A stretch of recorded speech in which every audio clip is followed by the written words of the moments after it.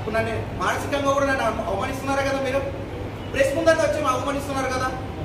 ఒక్కటే మాట అడగాలనుకుంటున్నా, పార్టీ మారినామని చెప్పేసి చెప్తున్నారు. పార్టీ మారడానికి కూడా ఇంకా గ్యారెంటీ ఇస్తున్నా. గతంలో 4 సంవత్సరాలు హఫీజ్ ఖాన్ అనే ఎమ్మెల్యే, మాజీ ఎమ్మెల్యే ఉన్నాడు. మీ మీడియా మిత్రులకి అందరికీ తెలుసు. గౌతమ్ కౌన్సిల్లో నేను ఎంత కొట్లాడినాను, నా వార్డులో నిధులు రావడం లేదు, నా వార్డుకి ఇవ్వండి, నా వార్డు ప్రజలు పన్నులు కడుతున్నారు, నా వార్డు ప్రజలు అన్ని చేస్తున్నారు, మీరు ఎందుకు నాకు నిధులు ఇవ్వడం లేదని చెప్పేసి.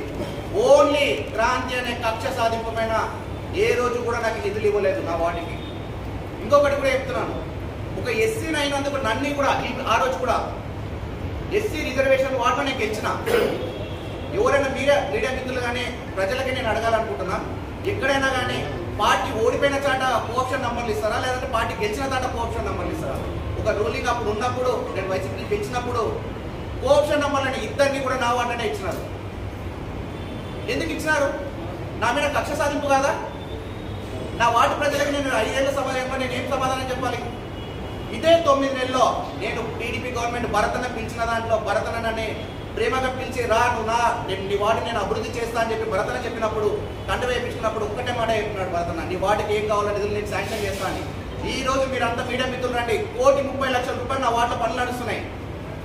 గతంలో 4 సంవత్సరాల్లో 35 లక్షలు మాత్రమే నా వార్డుకి ఇచ్చినారు. మీరు ఆన్ రికార్డు కూడా చూడొచ్చు. ఓన్లీ 9 నెలల్లో 1,30,00,000 రూపాయలు శంకుస్థాపన చేసి ఈ రోజు 80% పనులు పూర్తి చేసిన వార్డులో. మీరు ఒక్కసారి ఆలోచించండి. ఇంకోటి, ప్రతి నాయకుడు మీరు వచ్చి మీరు అవతల నుంచి వచ్చేసి ఇంతలో వచ్చారు, మీరు ఒక్కసారి మీకు గుర్తుందా అని అడుగుతున్నా. నా వార్డు ప్రజలకు నేను సమాధానం చెప్పాలా? నా వార్డు ప్రజలకు నేను గెలిచిన తర్వాత నేను అభివృద్ధి చేసి చూపెట్టాలా? మీకైతే మీకు అది లేదు. మీరు వన్ టైం అని చెప్పేసి మీరు అనుకుంటున్నారు. మీరు వన్ టైమే ఉండొచ్చు నాకు తెలుసు, కానీ ఒకటే మాట అనుకుంటున్నా, నా కులం పేరు మీద చేసి దయచేసి ఎవరు నా కులం పైన దూషించొద్దండి. నన్ను ఎస్సీగా ఉన్నందుకు, నన్ను ఇంతగా అవమానిస్తున్నందుకు నాకు బాధ అనిపిస్తుంది. ఎందుకంటే నేను గ్యాస్ సిలిండర్లు వేసుకున్నందుకు గ్యాస్ సిలిండర్లు అని చెప్పేసి నేను ఎక్కడైనా కానీ కూడా గర్వంగా చెప్పుకుంటా, నేను గతంలో పలానా పని చేసిన, పలానా పనిలో వచ్చిన అని నేను గర్వంగా చెప్పుకుంటా. ఎందుకంటే ఒక ఎస్సీ క్యాండిడేట్ అని ఇప్పుడు గ్యాస్ సిలిండర్లు పోసినాడు కాబట్టి నువ్వు నీ స్థాయి అదే అని చెప్పేసి నాకు మళ్ళీ చూపిస్తున్నారు. ఒక నాకు కులం పెట్టే చూపిస్తున్నారు కదా మీరు. ఇప్పుడు కూడా మీడియా ముందర కూడా చూపిస్తున్నారు కదా.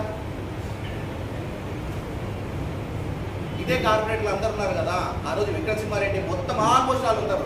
కక్ష సాధింపు చేయాలి అనుకుంటే అందరిపైన కేసులు పెట్టడం, మా నాయకుడు అట్లా చెప్పలేదు.